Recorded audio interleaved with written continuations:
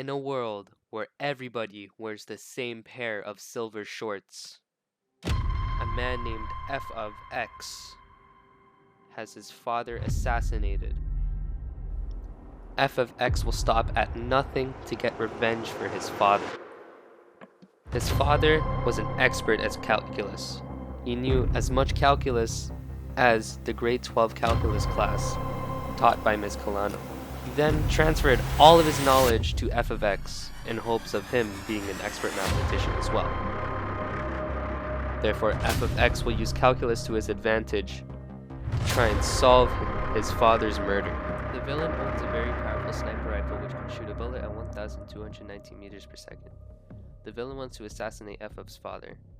The villain has planned out that his target lives in a building and is on the highest floor. It takes 13 seconds for the elevator to come down, 13 seconds to get up the elevator, 7 seconds for him to walk to his room, 5 seconds for him to open the door, 3 seconds to close and lock the door, and 1.9 seconds to walk to the fridge. This is all 36.5 kilometers west across from the villain's hideout. However, the wind speed is 46 meters per second south because of how high up they are. The villain must find the angle at which to position his sniper and when to fire. First, the villain can find theta using the tangent ratio. Then, the villain can find the velocity using Pythagorean theorem. Then, the villain can find the time by using the velocity formula. Then, by adding up all the times and finding the difference between the time total and the time it takes for the bullet to travel, you can figure out when to shoot.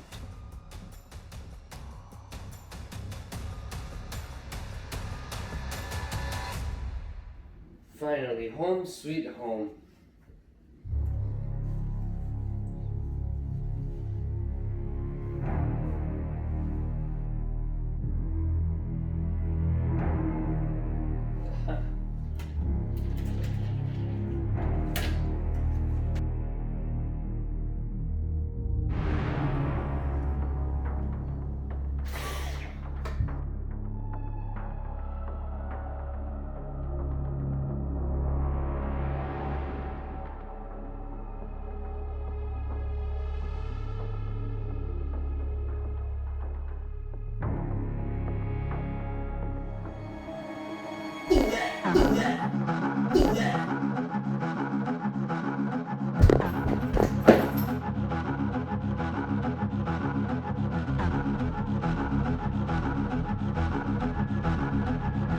Father, you're home.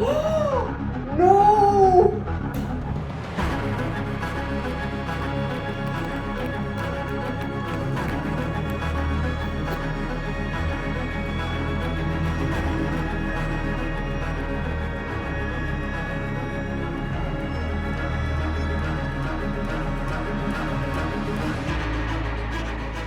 Now that Effov has analyzed the villain's path, he can determine where he will be at any point in time after sketching the curve of the function f of x equals x squared minus 3x plus 6 over x minus 1. Effov must sketch the curve. In order to sketch the curve, Effov must use the algorithm for sketching the graph. First, he must determine any discontinuities or limitations in the domain. Next, he must determine the vertical asymptotes. Then, he must determine any intercepts. After that, he must determine any critical numbers by finding where the derivative of the function equals 0 or if it's undefined. Then, Effov must determine the intervals of increase/decrease and test for critical points to see whether they're local maxima, minima, or neither. Then, he must determine the behavior of the function for large positive and large negative values of x. This will identify any horizontal asymptotes. Then, Effov must determine the second derivative test for points of inflection using intervals of concavity. After that, Effov must determine any oblique asymptotes. Then, Effov must complete the sketch using the information given.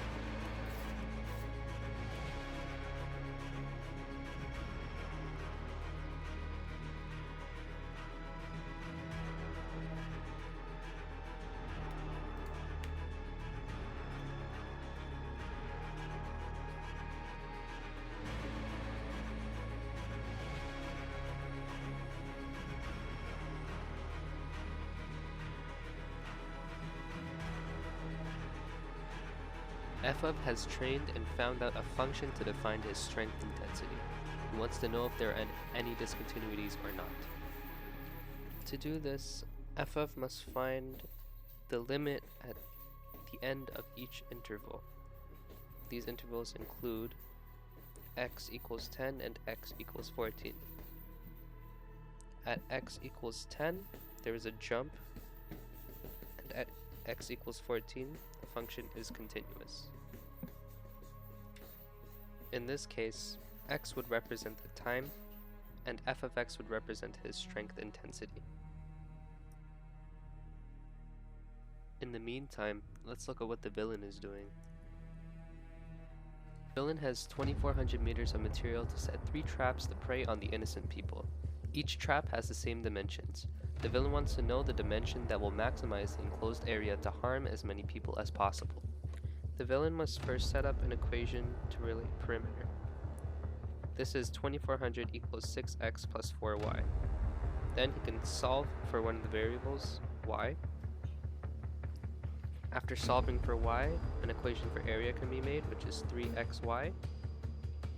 Then, substituting y into the area equation gives you 1800x minus 9/2x squared, with the restriction x is in between 0 and 400. Then the villain can find a prime of x. Then he can set a prime of x equal to 0, solving for x, then plugging back x into the original perimeter equation to get the dimensions. After that, the villain can substitute x into the original area equation to give you the total area, or the max area, achieved using the dimensions, 200 meters by 300 meters.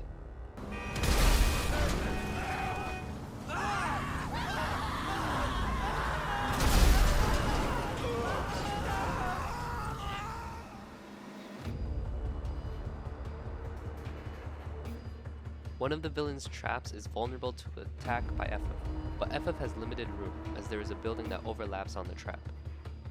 The space Effov can disable is defined by a rectangle lying in the first quadrant with one vertex at the origin and 2 of the sides along the coordinate axes.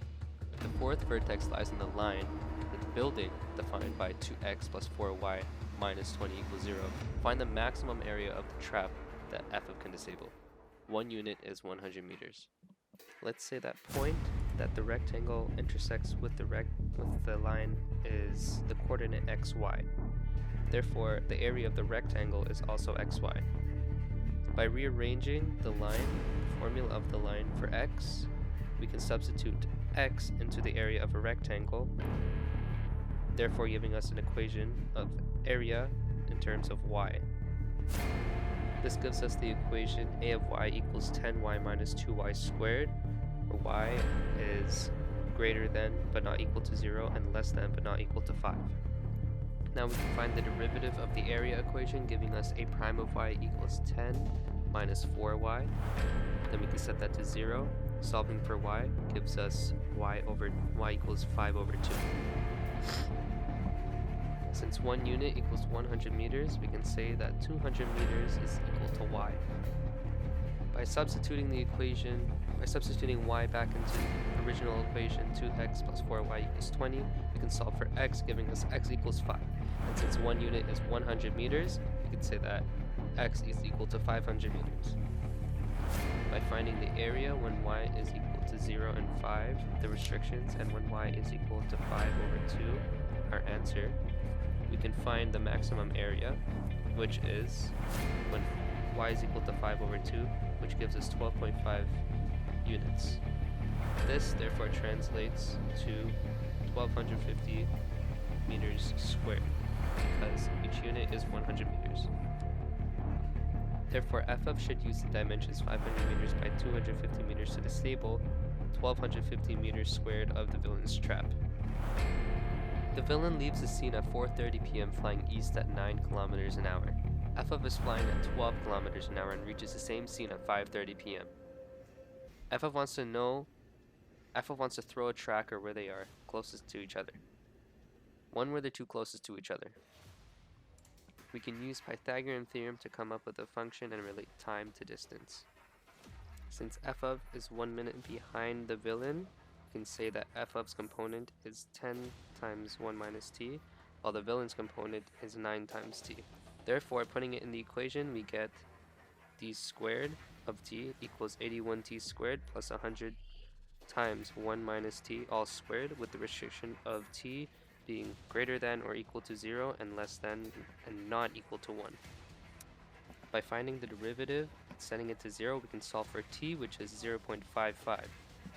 Then, by subbing in the restrictions as the t values as well as 0.55 into the distance formula, we can find that when t is equal to 0.55, we have a minimum value.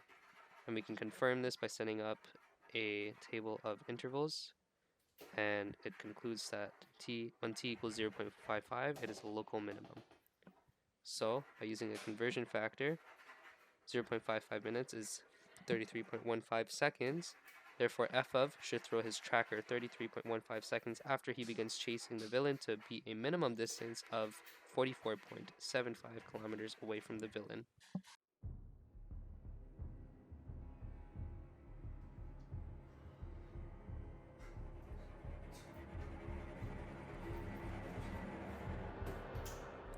The villain puts up a force field that Effov cannot pass through. Thankfully, Effov is able to grab 3 points from the field as coordinates A, B, and C listed. Effov needs to find the equation of the force field. Effov can find 2 vectors AB and AC from the 3 coordinates given. Then, by finding the cross product of those vectors, we have our n vector. Then, by subbing our n vector into the Cartesian form equation, we get 7x plus 59y minus 41z plus d equals 0. We can use the coordinates of our point C to find the value of d, which is 17. Therefore, the equation of the force field is 7x plus 59y minus 41z plus 17 equals 0. Effov's ray gun can shoot a ray with equation r equals 0.62 plus t 8 negative 2.7, where t is a parameter. Effov can destroy the force field by shooting a ray gun in a certain spot. He needs to find the point of intersection between his ray and the force field. Effov can first convert the equation of the line into its parametric formula, and then he can sub each individual component into the values of x, y, and z for the equation of the plane in order to get the points, in order to solve for t. Then, by subbing t back into t for the original parametric equations, we can find the points of intersection. Therefore, the points of intersection between ray gun line and the force field plane must be 2312 over 349, 1516 over 349, 2721 over 349.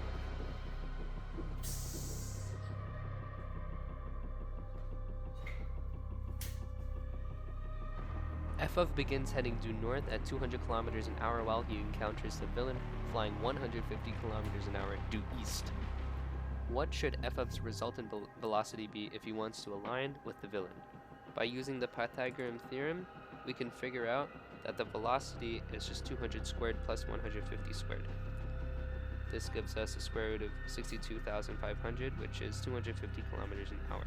Therefore, the resultant velocity magnitude is 250. Now, time for the angle. We can use tangent theta to figure out the angle. Tangent theta is equal to opposite over adjacent. In this case, it's equal to the velocity of the villain over the velocity of Effov. Therefore, if we sub in the values, we get theta equals 36.9 degrees. Therefore, Effov's required velocity is 250 kilometers an hour, north banking 36.9 degrees east.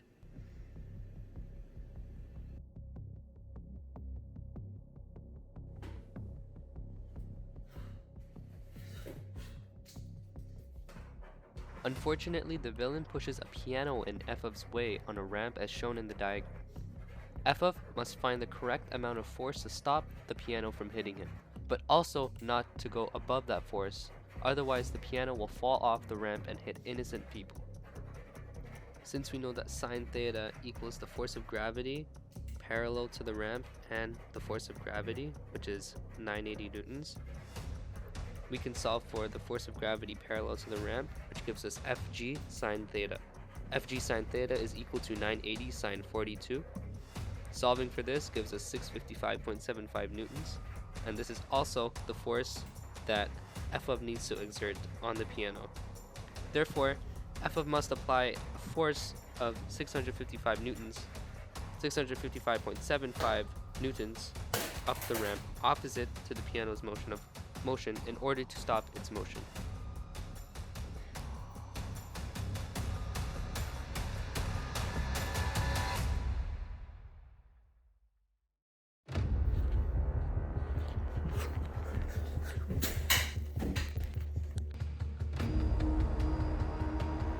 Who really are you? I am your father.